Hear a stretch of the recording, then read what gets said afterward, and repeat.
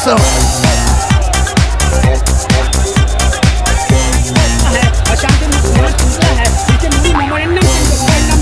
साहब को दी जाएगी, मेमोरेंडम देकर इसलिए समाप्त करेंगे।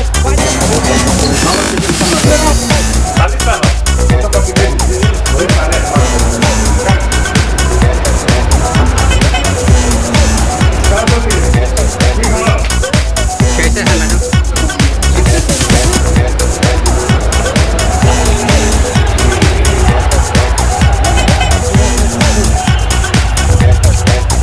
हिंदुस्तान के अवाम के खिलाफ एक बिल लाई सरकार और देश की सरकार को चुप्पी साधना पड़ा आंदोलन के सामने।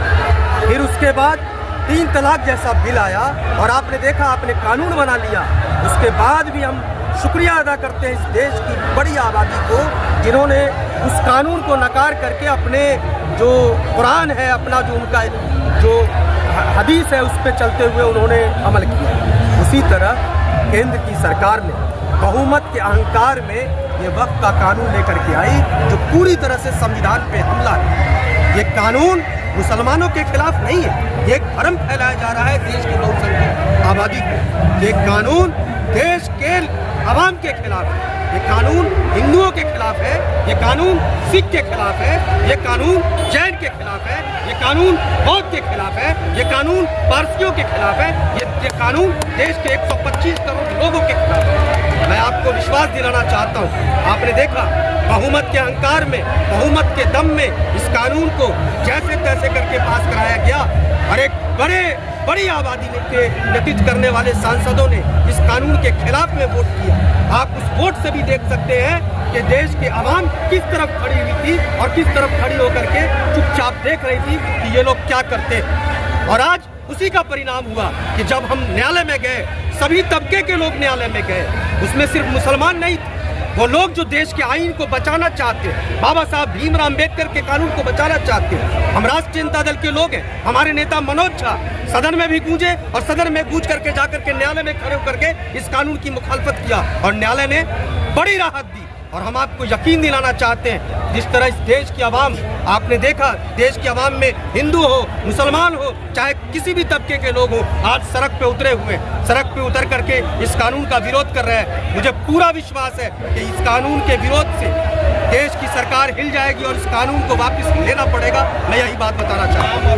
मेरा नाम फैजुर रहमान फैज है, मैं राष्ट्रीय जनता दल का प्रदेश महासचिव हूँ, किशनगंज और वैशाली का प्रभारी हूँ। लोकसभा में और राज्यसभा में एनडीए गठबंधन के जेडीयू, मांझी और चिराग पासवान ने समर्थन किया। आने वाले समय में 2025 में विधानसभा चुनाव है, जनता इसको किस रूप में देखो? आपने देखा चिराग पासवान, आप किनका नाम ले लिया?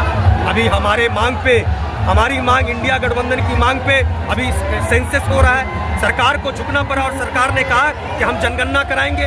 और जनगणना पे अभी चिराग पासवान का क्या अभी मंतव्य आया, चिराग पासवान ने क्या कहा? आप किनकी बात करते हैं जो कुर्सी के लिए इस देश की आवाम की भावनाओं को झोंकना चाहते हैं? आप किनका उदाहरण दे रहे हैं? नीतीश कुमार का। नीतीश कुमार अपनी मनोस्थिति में नहीं है। आप किसकी बात कर रहे हैं? देश में जो नीतीश कुमार है वो झुक गए हैं, वो नतमस्तक हो गए हैं। उसी तरह चिराग पासवान का आपने देखा क्या हुआ? उनके सामान को, उनके घर को किस तरह से उजाड़ा गया, उनको किस तरह से कॉर्नर किया गया, उनकी पार्टी को दो फाड़ किया गया और वो अपनी कुर्सी को बचाने के लिए, मंत्री बने रहने के लिए इस कानून का और बाकी चीजों का आंख बंद करके समर्थन कर रहे हैं। और यही स्थिति मांझी जी की। वक्फ बोर्ड अमेंडमेंट बिल को दोनों सदन से पास कर दिया गया है। अगर फिर भी सरकार आपकी विपक्षों की बात नहीं मानती है तो क्या माना जाएगा बिहार विधानसभा में इसका प्रभाव पड़ेगा? अरे निश्चित पड़ेगा। उनके यहाँ जो उनके विधायक हैं, उनके जो सांसद हैं, उनके जो पार्टी के कार्यकर्ता हैं, उनमें भगदड़ मचा हुआ है, वो अंधे मुँह गिरे हुए हैं, वो नतमस्तक हो गए हैं पूरी तरह से भारतीय जनता पार्टी के सामने। उनको कुछ नीतीश कुमार अपनी मनोस्थिति में रहते तो मुझे पूरा यकीन है कि वो इस कानून का विरोध करते। नीतीश कुमार अपनी मनोस्थिति में नहीं है।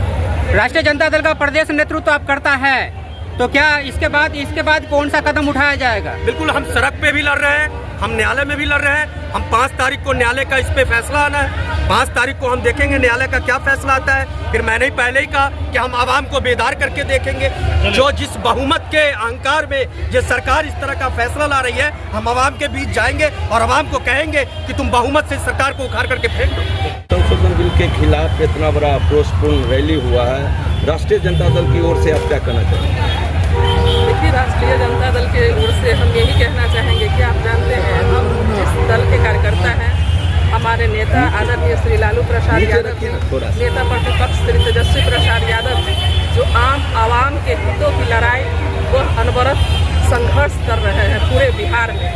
हम तमाम आरजेडी के कार्यकर्ता सौभाग्यशाली हैं कि हमें ऐसे अभिभावक के रूप में नेता मिले, ऐसे भाई के रूप में तेजस्वी प्रसाद यादव जैसे नेता मिले जो सबों के हित में सोचते हैं।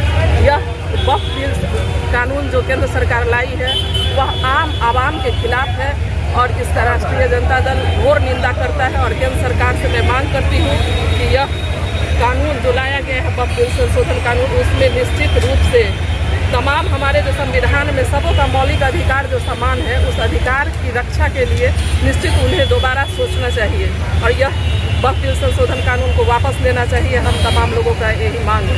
नाम आपका? रोमा भारती, जिला अध्यक्ष, राष्ट्रीय जनता दल समस्तीपुर।